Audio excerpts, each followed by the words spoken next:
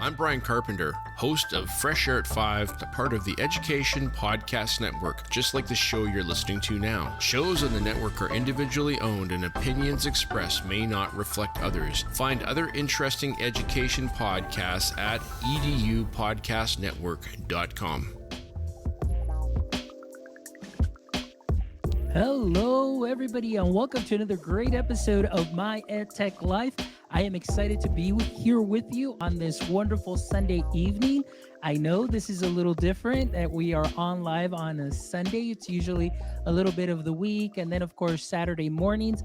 But you know what? When the stars line up and you have an amazing guest who has an amazing story, like I said, just being flexible and being always ready to improvise, adapt, and overcome is always something that's great. And today I am really excited because we have an amazing guest. But before I introduce him, I just simply want to say thank you to everybody, all of our supporters, our listeners, our watchers, our subscribers, followers, anyone and anybody who has listened to our podcast or supported our podcast in any way.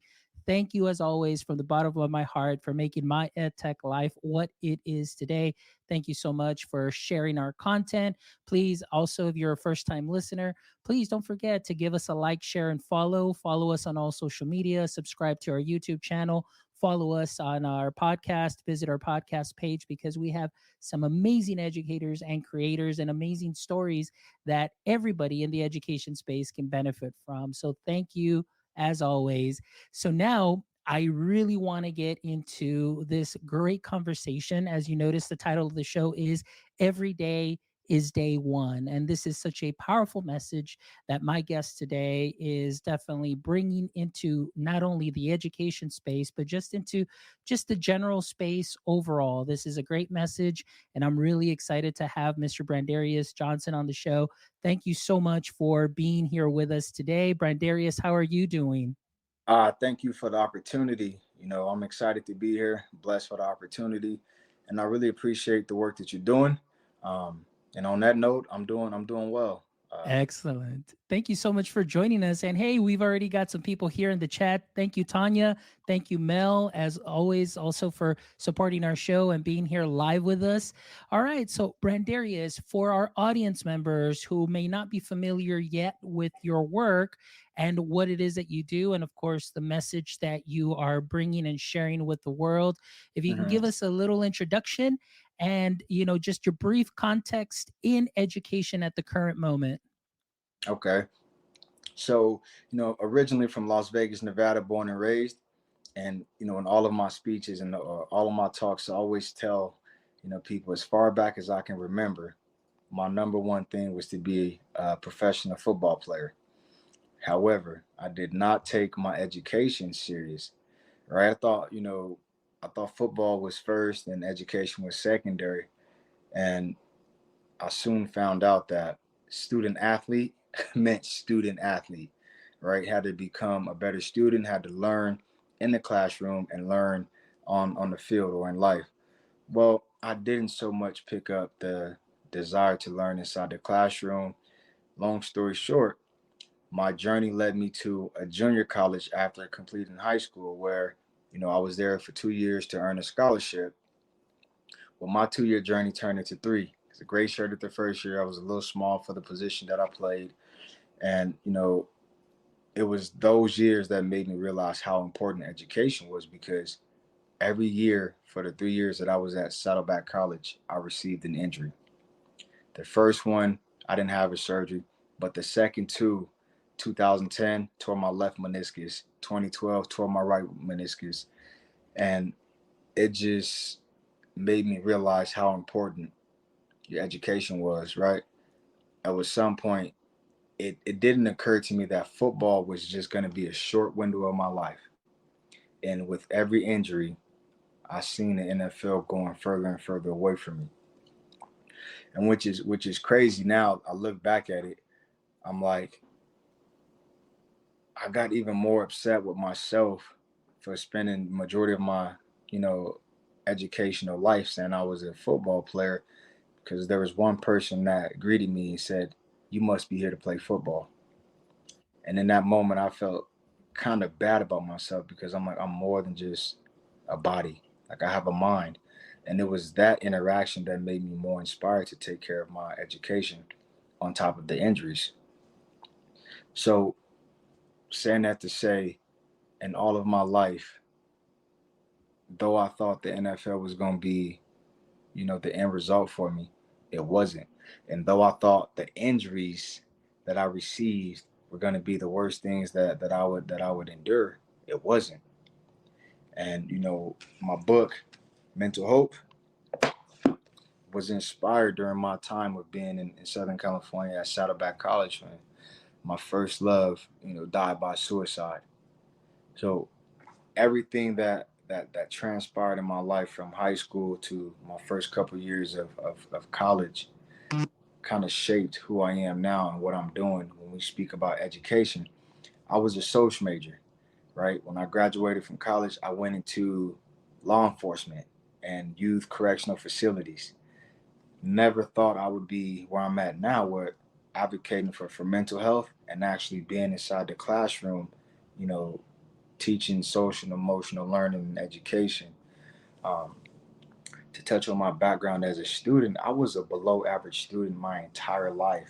To now be somebody that's, not only encouraging students, but also working with educators to create school culture and school climate. Uh, and it's just a testament to, having a plan for yourself and being able to, make those adjustments, like you said, making those adjustments on the fly. And that's all that I'm doing right now. I turned 31 on Tuesday, and I always laughed and said that I was going to retire at 30. And I wake up every day and I realize, you know what, I feel like I did retire because I no longer have to do things that I don't want to do. I'm fortunate to get up to do every day to do things that I love to do, which is convey a message of hope, perseverance, resilience, and purpose every single day. And those are the components that I built my brand around. And I know I just jumped right into, the story of what I'm doing and what I was inspired by, but right now that's what I feel in my heart. And I know there's so many things going on in our world. I know we got a short amount of time, and I want to make sure that I say as much as I can about what it is that I'm actually doing. So, just to backtrack just a little bit, I ended up signing a scholarship to a 4-year school, Durango, Colorado. That's in Fort Lewis College in Durango, Colorado. Complete culture shock from Las Vegas, Nevada, and even more of a culture shock from Orange County, California, where I received my AA. But all I realized in that small mountain town was that you can go somewhere new and create the best version of yourself. I was all alone when I found out that my first love had died by suicide, and every day is day one was the first thought I had, and that inspired me to start my brand, Day One Ambition. The philosophy behind it was like, there's no way I can change what already happened, and the way I feel right now in this moment, tomorrow may never come. So all I have is day one. And that right there was the bootstraps that I pulled myself up with every single day to complete my senior season of football, to complete my education to get my degree. And that drove me into the field of youth corrections, that where I worked 5 years for a state facility. And I didn't realize that every day where I was sharing videos on social media, people were grabbing on to the concept of day one ambition and every day is day one for a variety of different reasons. And getting out of school, I know what it was like for you, but when I graduated, I was just kind of like, all right, what's next? Go from being a collegiate athlete where you have a schedule that's filled up from the time you open your eyes to the time you go to sleep. When I graduated, heartbroken, dealing with the tragedy, I felt this kind of like limbo, like wasn't really too passionate about pursuing professional football, but had this cloud over me, was still trying to process, the loss to a suicide. But this is what kept me going. And I just said today, on my morning walk, that was my pain that drove my passion. It's my empathy that keeps it going because it's the pain of the world that keeps me going.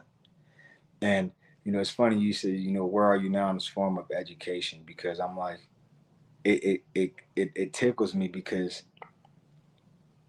I never really took my education serious. But one, my experience with just being acknowledged as an athlete, and two, having this experience of suicide, I'm now interested in learning this. And I'm like, wow, imagine if, I knew as a kid that it's not that you don't like learning, you just got to find something that you're passionate about and then figure out what your learning styles are. So I'm learning all these things just through the form of a tragedy and trying to figure out how to be creative and innovative and talk about mental health and mental hope, which is a topic that makes people cringe. And that's why I went with the title Hope opposed to mental health. It leads into my mission of helping other people evolve. That's what hopes mean to me. On my front cover, on the title of my book, I put "There's no surgery for depression."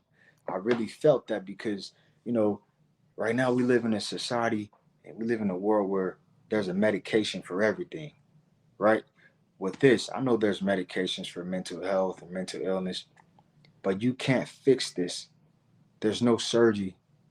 The person has to make a decision and a choice day in and day out. That's why every day is day one. Because the work you did yesterday, it may not feed you today. And if you don't take care of today, there may not be a tomorrow.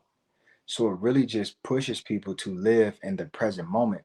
And that was big for me because in all of my years, my 3 years of living in California, I can probably count the times I went to the beach on one hand because I was living so far in the future. I got to get a scholarship. I got to go to the NFL.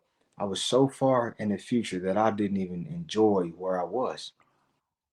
And that's so powerful for me today. And I, try to encourage everybody that I can to live where you are.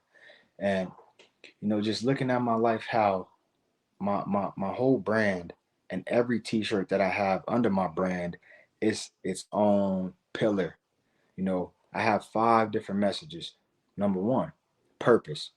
That's the world wouldn't spin the same without you. That's my way of telling everybody on this earth that they have a purpose. That was inspired by a 12-year-old girl who wrote a suicide note when I was working at a mental health agency. And I said to myself, there has to be a way I can communicate purpose and passion to everybody on this earth, regardless of what they have or don't have, regardless of where they come from or where they're going. It's like the ultimate place of no judgment. It speaks to a pillar. I believe if you know that you have a purpose in this world, you stand a chance of succeeding because you believe. And also that goes into, self-awareness. I know who I am. There's a less chance of anybody telling me what I am or what I'm not or what I'm capable of and what I'm not. And that speaks to students as young as kindergarten up to PhD level students. Because what I've come to realize, you can have a smart, bright, intelligent individual who can do all of these things in a classroom, but can't look in the mirror and acknowledge and appreciate the person that they see. So I've utilized my whole life as a case study and using my own, tragedy and my own shortcomings to connect with people from all over the world to now realize, there's a reason why so many people tell me their story. There's a reason why so many people come to me and gravitate to what I'm doing. And I think if I'm being honest, I struggled with it for so long because I'm just like, look, I'm just a regular person. But what I've come to realize is I'm also helping fix people. I'm also showing people that you can go from breakdown to breakthrough. I'm showing people how important hope is in this world and what you can do with just mustard seed worth of faith and hope. And just taking everything that I'm inspired by. On the back of my book, I'm not sure if you're familiar with Nipsey Hussle, but his concept of life is the marathon continues. So when he passed away, I was devastated because I'm looking at him and how he's doing his music and his merch. I'm like, he's using the same things that I'm using. He just has a bigger platform. But when I thought about TMC, I said, well, the mental hustle continues. Because I don't think you'll ever, as long as you're alive, I don't think you're ever at a place where you should be done working, especially in your mind. And that made me realize some people achieve success, then they fall off. So it doesn't matter if you're experiencing the highest of the highs or the lowest of the lows, your mind needs to be working. You can't drift off into idle time. And thought about it, you know what? This is going to be pillar number 2. That's perseverance. That's resilience. That it doesn't matter what's going on in your world. You got to be able to be resilient. The mental hustle continues. You do a great job? Good. Celebrate, but not too much to where you lose focus. You missed the mark? Hey, it's okay. Make the necessary adjustments and get back to work. And the next pillar is hope. So I already shared that hope means to help other people evolve, but we took it a step further when we created this 12-week student study guide that goes with my book by breaking down an acronym of hope and utilizing it as a tool to promote mental health, mental optimism, mental performance, and mental evaluation. So it's a complete self and social awareness program for students age 6 through 12th grade. Now, I firmly believe it can be utilized, beyond those years. But if I had to identify a niche market, I'm gonna stay with 6th through 12th grade. And I think because, I believe that all people, need support. But I feel like if we can really get to the younger generation and give them the tools to help them, shape the lifestyle that they aspire to live, regardless of what the home life looks like, if we can build them the confidence and the tool set up here to be able to think their way in and out of situations, then I believe we can start to see a shift across the nation. And that's what my passion is. I reflect on my own life, even connecting to, I guess, my lack of interest in a classroom. It was all about me not being able to see the whiteboard and sitting in the back of the classroom because I'm embarrassed by that. Because if I sit in the front row, I still can't see. It was a lot easier for me just to sit in the back. That directly correlates with my experience of working in youth corrections, and I see students who can't read. If you ask them to read, it's easier to flip the table and walk out. So now I'm like, okay, now I know what the bigger root issue is. One, it's hard for them to have purpose when they feel ashamed. Two, you mentally they checked out because now they're ashamed and they don't even know how to say that. So it's easier to flip the table. Now they're in trouble. Now they've lost all hope when all they had to do was say, hey, I can't read or I'm not good at math. So in all of my years of working in youth corrections, I knew communication was very important. That's the difference of a kid, you know, leaving the public school system and getting in that pipeline of adjudication because maybe they stole something or maybe they doing other illegal things because they need money. Lack of communication. So most of my passion with the mental health and my experience in youth corrections was like, you know what? I want to be able to help people not only know that they have a purpose, know that they can overcome obstacles, but be able to effectively communicate and say something when something's wrong or identify when something may be wrong with somebody else. And that's where the whole concept of Be the Hope came about. It's a personal and global call to action because the mental hustle continues. Okay, you're fine. That's good. Check on the people next to you. Okay, you're not okay. Hey, mention this to somebody. And teaching how to build relationships and know who you can confide in and know how to advocate for yourself and know how to be accountable and hold your peers accountable. Kids are so funny. They all believe in this diehard code of I ain't no snitch. Being inside the classroom now, I try to provide them with so many opportunities for them to think about what it is that they're doing. And it's as simple as, hey, we're getting ready to take a test. During the test, there's no what? They all say talking. Right. So you already know. So separate yourself from somebody that may put you in a compromising position. Because if I look up at your table and I hear talking, none of you are snitches. So that means 4 students get zeros, right? Oh, no, I'm not going to. Okay, so you will be accountable. So just learning how to communicate with them and paint them a picture where if you don't want to snitch or hold someone accountable, you're potentially willing to throw away everything that you have. And though we're talking about an assignment and a test, this could easily be your freedom out there depending on what you're around. So that's what I take pride in. And I firmly believe all of this ties right back into mental health and being aware of yourself. And that's why I take pride in all of my pillars. I think out of all of them, my favorite one is the consistency. And that's every day is day one. And speaking back to the fact that I spent so much time, over analyzing my future or over anxious about my future, I realized that's anxiety. And all the time I spent reflecting, like, that's depression. And it took losing my first love to suicide to just identify all those times in my life where I felt how I felt, like, wow, I've been dealing with this my whole life. And being able to communicate about it and be vulnerable and be transparent through, my own highs and my own lows, I've attracted so many different people. And I believe now I understand why it was challenging for me to see it as anything, special, because it's easy for me to be vulnerable. It's easy for me to be transparent. But now I'm starting to realize it's not so easy for a lot of people. And then we have credentials that we can go and earn, and all the different bells and whistles that come with the life of luxury and money that we can hide behind. During the pandemic, I realized we spent 2 years wearing a mask.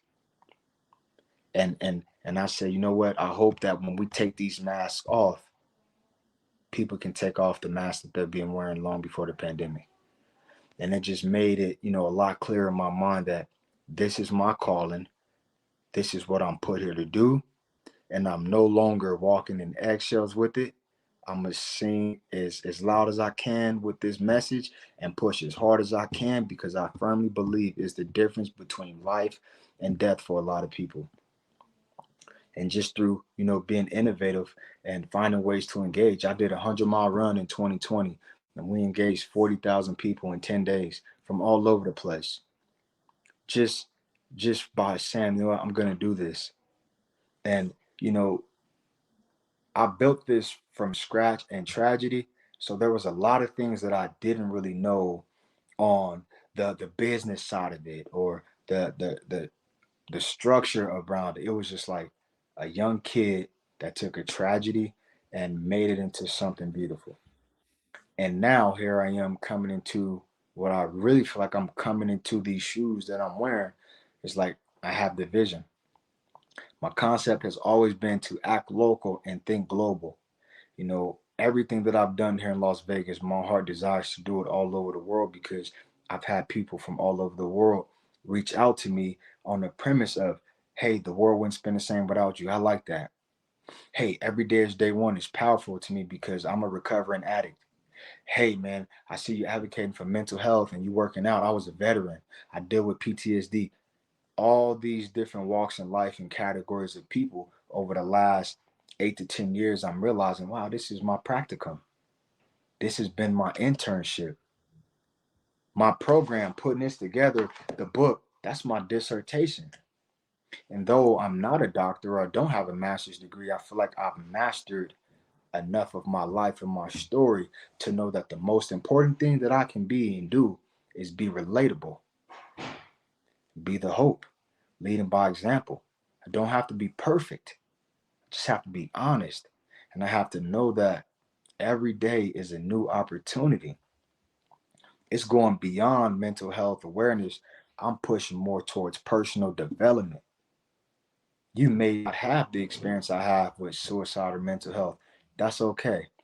Do you have a desire to live a life where you're free from struggle, you're free from oppression? Okay, then that's where we connect at. Looking at the education system where there's so much burnout around the country, teachers are deciding, well, I don't want to do this anymore. I'm thinking, why? How can I get you to connect with that ambition you had on day one? How can I get you to realize that you have a purpose here to teach, love, and inspire? How can I get students to walk into a classroom and collectively, you know what? Let's give our teachers some help today. Let's make sure we sit them down. Let's make sure we're ready to learn. How can we change the complete dynamics of education in the country? Because I'm tired of hearing that America sucks, America education sucks. How can we change the narrative? Be the hope. A global call and global initiative where everybody stops looking at the problem and come with a solution.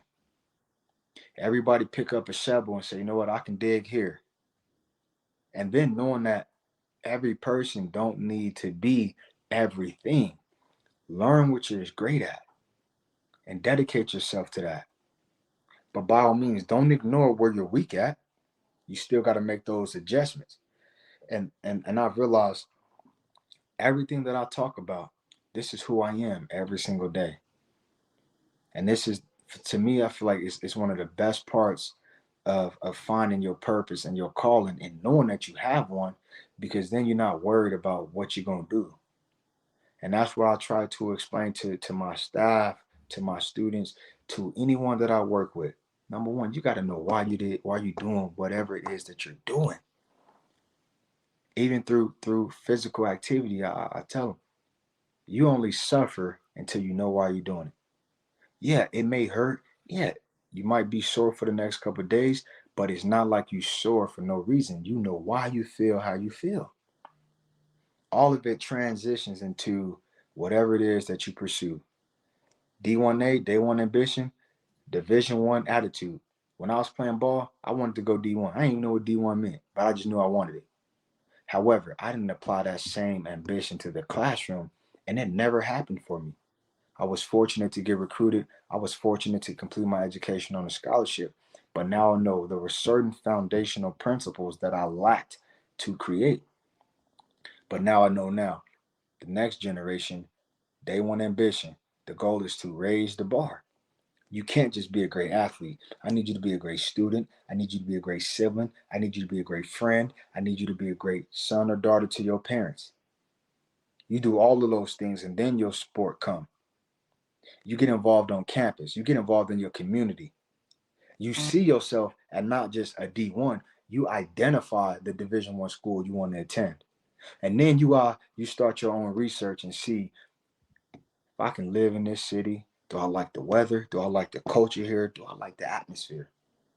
And those are just all things that I didn't do when I signed my scholarship. I didn't even take a visit. I took 2 recruiting trips, and I committed to a school that I never even heard of, in a place I never even heard of. So all of the things that I've experienced in my life became teachable moments.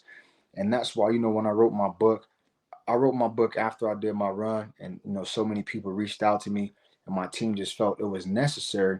But what I learned in that was like, you know what?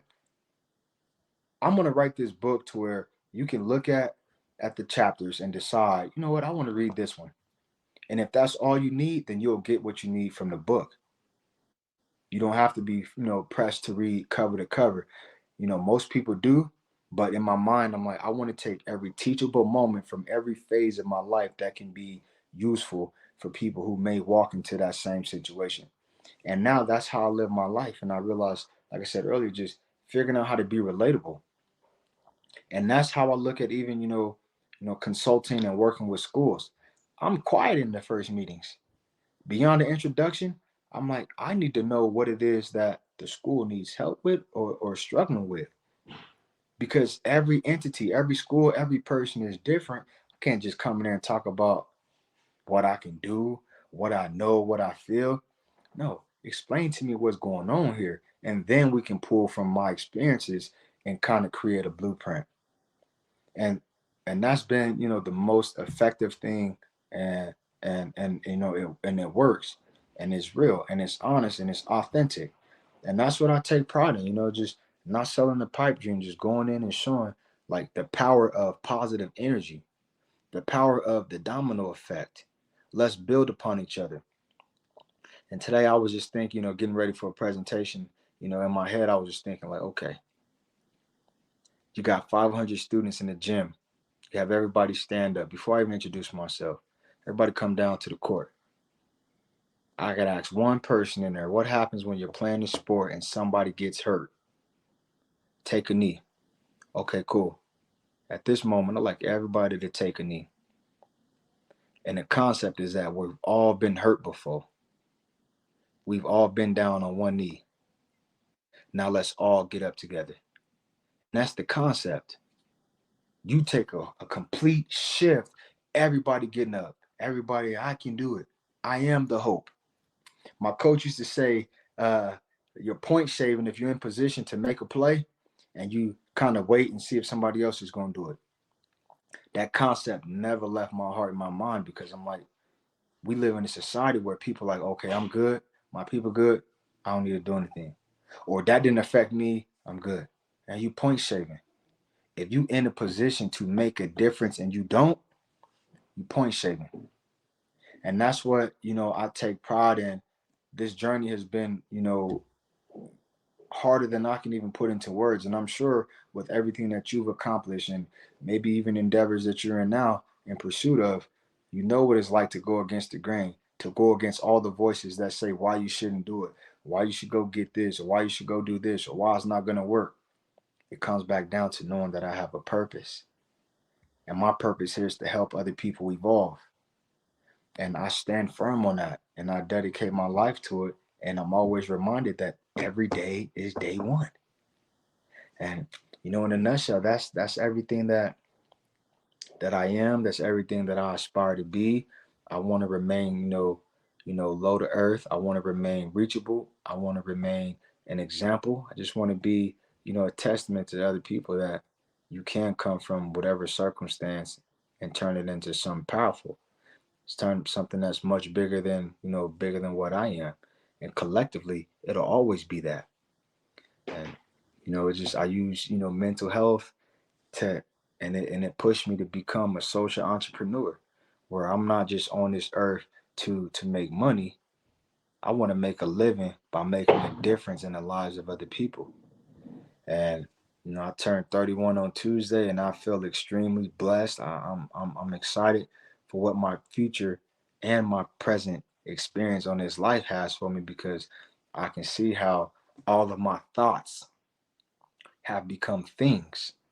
And just from standing on what I believe in, I've had so many opportunities to just be who I am. I'm currently teaching a class right now here in Las Vegas, Nevada, with my screen printing business and this program, and it's called Be the Hope to Print the Hope. So we go through each chapter each week of the book, and then we do some screen printing. But I'm telling them how their thoughts can become things, and how learning how to express themselves can turn into them, expressing a product to an investor, to a potential client. And then they get to go and see something they thought about on paper. Now they're printing it on t-shirts. Hey, that can also turn into a flyer. Hey, that can be a banner. Hey, you can be a consultant to help other people take their ideas to things. So it's like so many ways, just figuring out how to be innovative and relatable enough to interest students to think outside of, well, this is boring, or I'm not going to use this in real life. No, I take pride in it, because I was one of those kids that my mom always says, I have three sisters, and she said, they'll be doing their homework, and then she said, Brand's somewhere trying to make his homework do itself. So, I was always, my mind was always a little different. And I think I struggled with it until I started understanding, like, I'm a creative, innovative thinker. And now I can utilize it to my strengths, not only for myself, but for the people around me. And, being able to just use my testimony to show how the only limit you truly have in this world are the ones you place on yourself. Absolutely. Wow, Brandarius, you shared so much there that actually you've answered a lot of the questions that I was going to ask, and you just perfectly just flowed with it. Everything from the very beginning to now, just to hear your story really is encouraging, regardless of the pain that you went through and everything that you've experienced. Mhm. Your message is so powerful, and that's why I said, like, reading in your going to your website and then seeing all the work that you're doing. I mean, putting yourself out there is definitely not easy, but the fact that you have that mission and that purpose and you're living it, and just the way that you described it, this is your practicum, your dissertation, and you're taking it out and you're sharing it with the world. I think that is something very powerful. And the message too, that the world wouldn't be the same without you. And just one day, uh you know everything just right now that I'm trying to take in has been very powerful. But I want to ask you just a little bit more about your book, because I know you have your book, but you Yeah. also have that study. Can you tell us just, briefly what and all we can find in the book, and then how that ties to the study that, K-12, or actually sixth grade or six, you said from 6 years old up, can go ahead and do. So tell us how that came about. Correction, grade 6 through 12. Sorry, grade 6 through 12. Yes. Yeah. So how this came about, long story short, I ended up doing a consultation for a client for a logo. And this person happened to be a psychologist, so it was in the field of mental health. And I did a logo for her, and then I did t-shirts for her, and then just having a genuine conversation. She's like, yo, you speak well. And I'm like, well, I'm a speaker. The t-shirt, just that business just came by way of me doing what I was doing and then doing it for schools. So long story short, she's like, hey Brand, I got a question for you. And I'm like, what's up? And she's like, well, I want to know if I can afford you to do commercial skits for me. It's like everything that you're doing for your own brand, like I'll pay you to do it for me if I can afford you. So I'm like, Miss, you serious? So I was like, I have something even better. If you just read my book and pull excerpts from each chapter, I'll write as many skits as you want. And when she read my book, she called me. She's like, hey, I have a friend that I want you to meet. Is it okay if I share your information? I'm like, sure. So we went to lunch, and I met, Miss Linda Harris, who was a counselor for 25 years in the Clark County School District here, and an educator for so many more years, and at the collegiate level. Miss Linda read my book, and she called me. And she said, "Hey, what are your intentions with your book?" I said, "I just want to go to schools. I just want to speak." And she was like, "Okay, what are your real intentions?" I said, "I just want to travel. I just want to speak." She's like, "You don't know what you have here." And I was like, I just kind of laughed, like, "Yeah, it's my life story. It's my book." And she's like, "I understand that, but you represent every kid I sat across from for 25 years." And her and my brand strategist, Johnny Williams, who's another individual that I think you would enjoy talking to, you know, he's been in my pocket just kind of telling me, like, B, you don't know what you have here. And I didn't really understand it till now, where I see so many schools calling me, and I'm realizing I can only be in one place at a time. So being in the pandemic and not really being able to release the book, I thought, well, you know what? I want to write a program. So Ms. Linda and I, we sat down, and I was real passionate about doing groups. That was one of my favorite things that I did in youth corrections. Still providing that platform, where people can express themselves free of judgment. Can also build them on learning how to take pride in who they are, being able to speak clearly, knowing what they say before they open up their mouth. All of those things I've done day in and day out for about 5 years.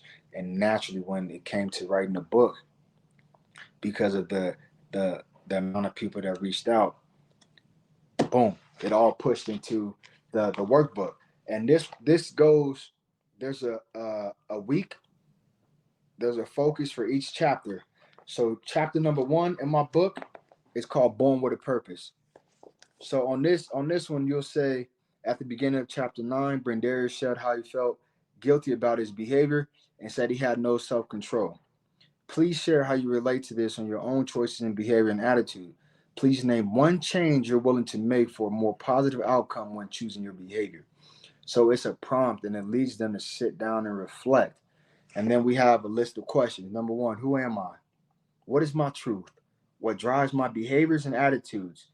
How does disrespect, anger, frustration, and fear affect me? How do I hurt myself sometimes by hurting others? So we guide them into a reflection, and then they have a page where they can sit down and answer the questions. So the way the program works, and I'm actually going to be, starting a new group tomorrow at another school. Week 1, just an introduction. I'll give a quick overview about my story, and it'll lead into the program and why I'm doing what I'm doing and what they should get from it. Overall, being more aware of self, being able to think before they do, being able to explain while they're doing things, knowing that they have a purpose and that everything that they do should have a purpose. We never do anything for no reason. So it's just a way to, and then more importantly, a way to communicate and give them the means to express themselves. And the educator or the counselor or the facilitator who will be working with the students on campus can be able to read this and see if there's something that's red flagged that they need to pull that kid aside and have a level of intervention. So there's so many different ways that, I think about how we can encourage, but also make sure that students are doing okay. When they make it through the program, then they become Be the Hope champions or mental hope champions. Outside of just, and right now there's schools that want to implement it at the school-wide level. There's schools that want to focus on their athletic population. There's schools, like for example, here in Vegas, they have a program called Star On. It's a program they created, district-wide, with kind of like an on-site in-house suspension, so kids don't have to get removed from school, but they go into this program. That's the population I'm starting with tomorrow. We've had schools ask if they can use it in the ELA classes. I mean, because a lot of times they're already working through books and working through, work packets. So, like, to speak back to, like I said, about mental health, where though that was my introduction to it, it's starting to open up beyond what I imagined. And I'll even show you this right here, because I'm realizing that mental health doesn't always have to be a dark topic. I created these worksheets that say the world wouldn't spin the same without you. At the top, a message from me: you have a purpose. Don't forget or ever let anyone tell you you don't. And then at the bottom, it says, what's my purpose? So it gives every student an opportunity to exercise their voice. And then they get to color this, which is their own canvas. And then collectively as a class, we'll color one. And that becomes potentially a shirt for that class or that school. But even when doing so, everybody get to do one as an individual, and then collectively we'll come together and do one. So there's never a winner and a loser. You got to exercise your voice, and now we get to work together on a project. And people will say, well, high schoolers don't color. Okay, you put me in your toughest classroom and let me go in there and do what I do. So I've been able to engage with schools from elementary all the way up to high school with a coloring sheet. But outside of that, it's still a chance to have that assessment. Hey, I seen that you use blue. Are you feeling down, or you just like blue? Oh, well, sure, I just like blue. Okay, I appreciate that. But there's so many different ways to engage. You'll get students that say, purpose on this one: to be happy and to spread love to others, to be a good person. My purpose is to spread love, to care, and to be kind, to live positive and support my family and friends. And these are some of the messages that are echoing from some of the kids who are quote unquote the bad kids. But all in all, I'm like, you know what? I got to be able to meet them where they are.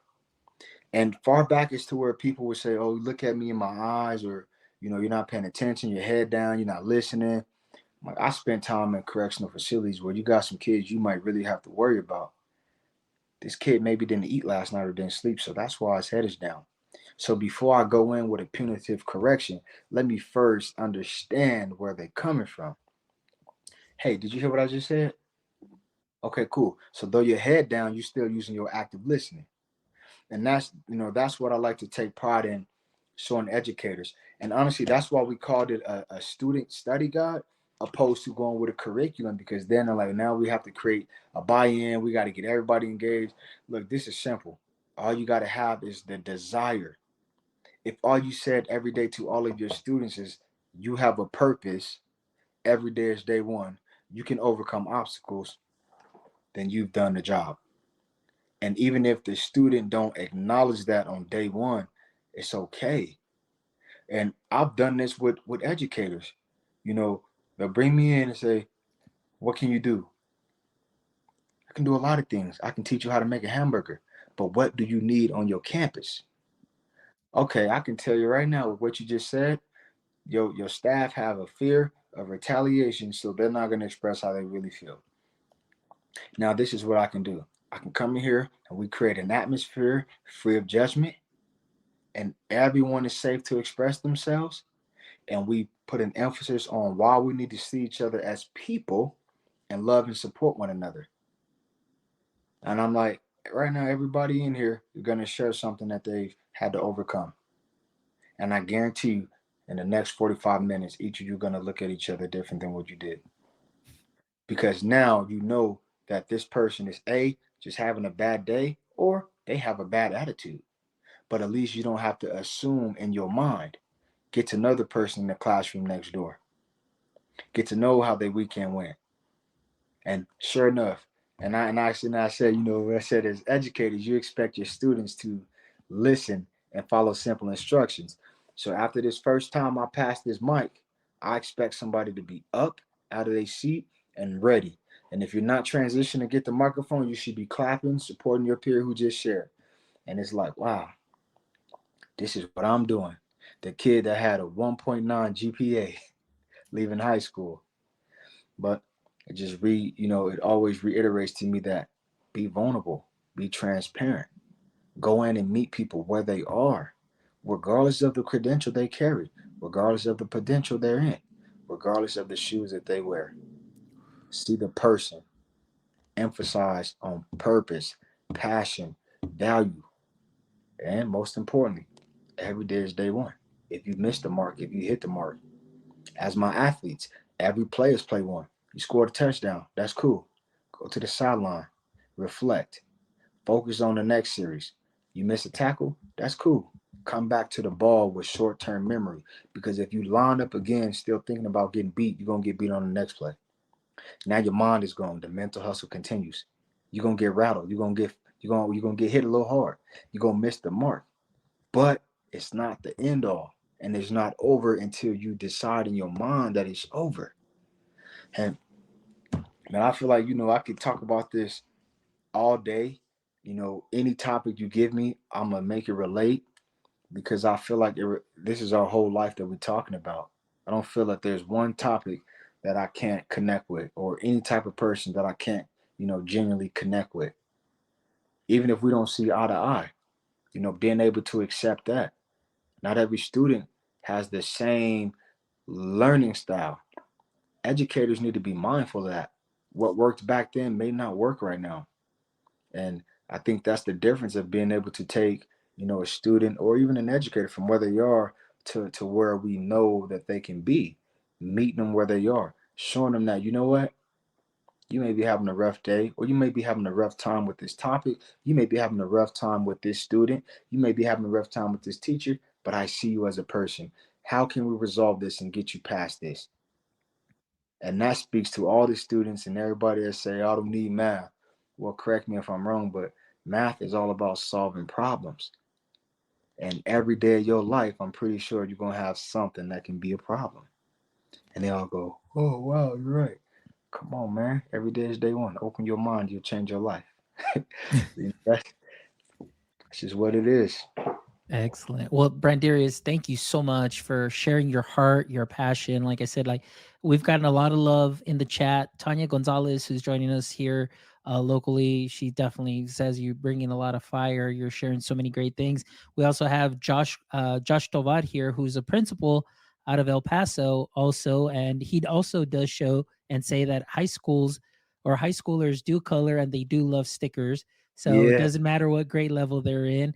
And Mel, who's joining us from Colombia, also showing a lot of love in the chat. So Brandarius, thank you so much for seriously everything. This was so inspiring. This was really just touching because of your experience and how you use that now for good and bringing just life into this space, bringing life into classrooms and sharing what your experience was and making that difference through your company, everything that you're doing, through your book, through the student handbook also as well, and all those studies. Man, thank you. I really want to say thank you for what you're doing. And again, being 31 on Tuesday, happy early birthday to you. Thank you so much for being on the show. And this is a great conversation. Tanya here says, best of luck on your journey. And she also says, thank you for sharing. But before we go, Brandarius, there's always three questions that I love to ask my guests. Yeah. So this is a lot of people's favorite segment. And so if you're familiar with Superman, Superman was a superhero, and kryptonite was something that weakened him and kind of just was that weapon against him in, I guess that we would say, in our current state, whether it's an education that you want to add or just as a society.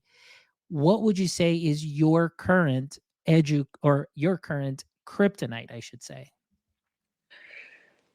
Oh, that's a good one.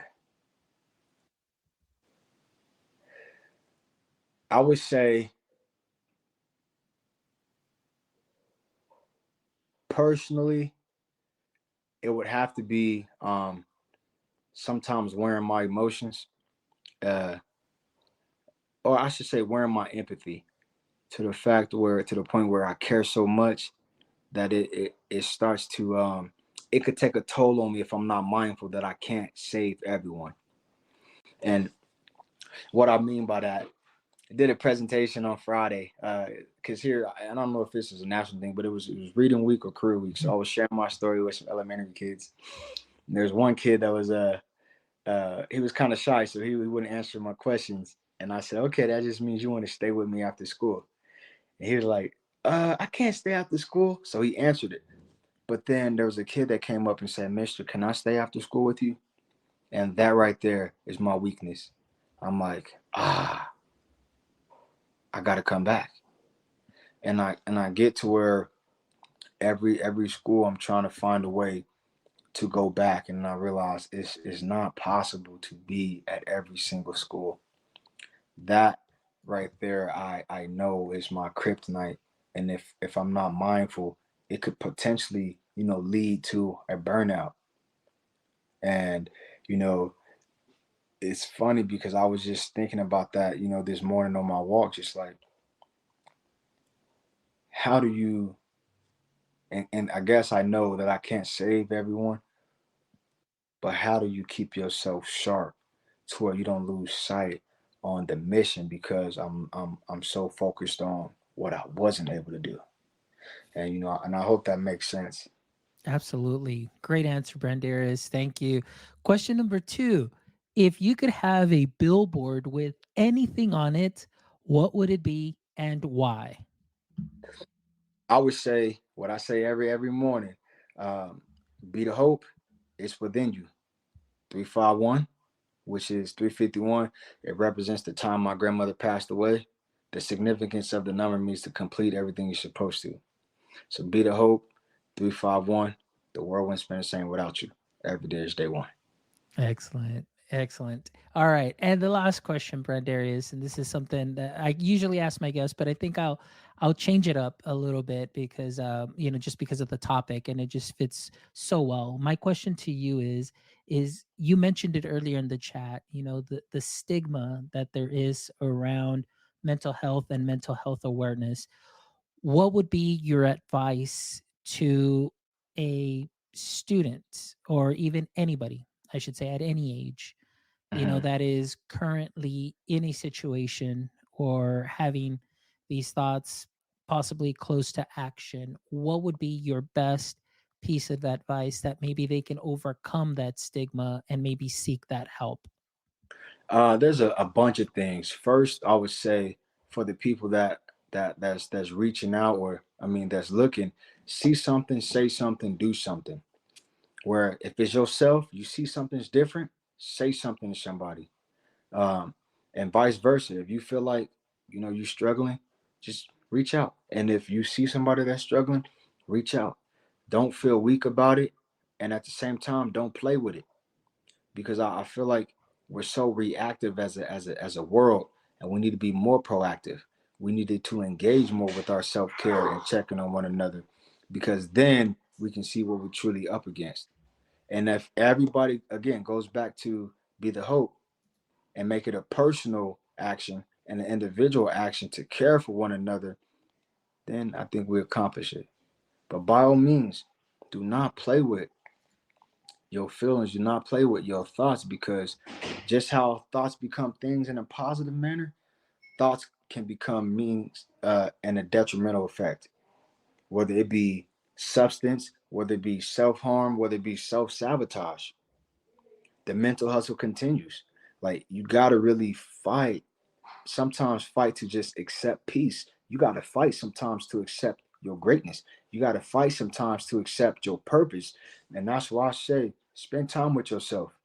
Journal, sit down and write down what it is that you're feeling and why you may be feeling like that. Because then you can create a plan to get away from it.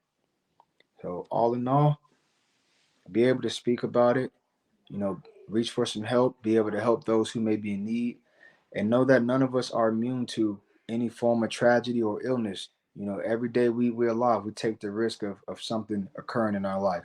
But know that it's not happening to you, it's happening for you. Excellent. Thank you so much for that advice. I really appreciate it, Brandarius. And this conversation, again, has been very fruitful. I'm really excited to really put this up already onto the podcast players so anybody can listen to this. And I just really want to thank you for your time, the work that you do, the advocacy, being in the schools, and just bringing your message to the youth of today and the purpose that you have, my friend. I'm so happy, and I wish you the best and blessings to you for everything that you're doing, and that you have continued strength to continue to take this message and continue to bring it out, not just here in the States, but again, even at a global level, at a bigger level, because it's definitely something that needs to be heard. So thank you. And also, Brandarius, right now at this time, before I wrap up the show, please tell our audience members what websites they can visit you at, or where they might possibly be able to get either the shirt or the books. So please share that with us. Okay. Um, my website, brandariusjohnson.com, or Instagram at Day One Ambition, or Brandarius Johnson.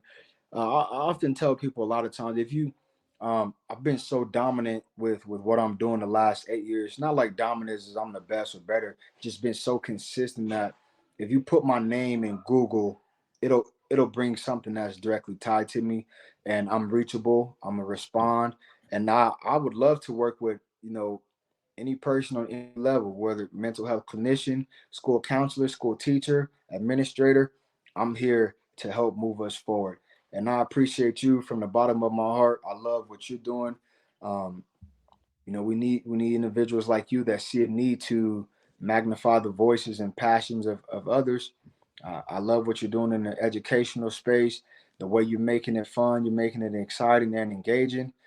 Being someone who's willing to adjust. It's Sunday, and we just had a powerhouse conversation. You, my friend, the world wouldn't spin the same without you, because without you and what you're doing, we wouldn't have what we're doing, this platform, and all the great educators that you inspire and you support. Thank you. I appreciate it. And of course, I have to get you a book. So I need an address. Uh, I need the correct spelling of your first and last name, or whatever you want me to sign, and a T-shirt size, so I can get you a package out. Thank you, Brandarius. I really appreciate you. And to be honest with you, that last thing that you said really filled my bucket, man. Like sometimes, we as educators and just somebody that is passionate about amplifying voices, sometimes we may not hear or see like, hey, great job or anything. So thank you. I really appreciate you. And again, I Sure. know that this show was supposed to happen last Saturday, but things happen. But you know what? You adjust. Yeah. And I am so thankful that we were able to make this happen today, because this is a great, kind of end to my Sunday, but it's a wonderful just pump up for Monday and the rest of the week. And, Yeah. being able to listen to the show again and get some sound bites and post a lot of the great sound bites that you shared today is just going to be great and so refreshing for the rest of the week. So thank you so much. I really appreciate you. And I, again, to our audience members, those of you that were joining us, again, a lot of love for Tanya, for Josh, for Mel, and those of you that are going to be watching this episode or catching it on the replay. As always, thank you from the bottom of my heart for making my EdTech life what it is today.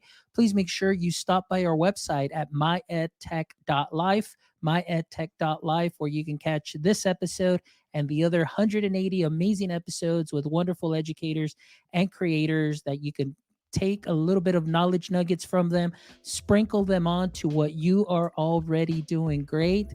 Also, please make sure that you like, subscribe, and follow us on all social media. Share our content. We really appreciate that. And if you'd love to support our mission of connecting educators and creators one show at a time, please stop by our merch store located there on our website. You can get yourself a cap, a shirt, a sweater, something, and just know that everything that is purchased goes right back into the show so that we can continue to bring you some amazing guests, amazing shows. And as always, my friends, from the bottom of my heart, until next time, don't forget, stay techie.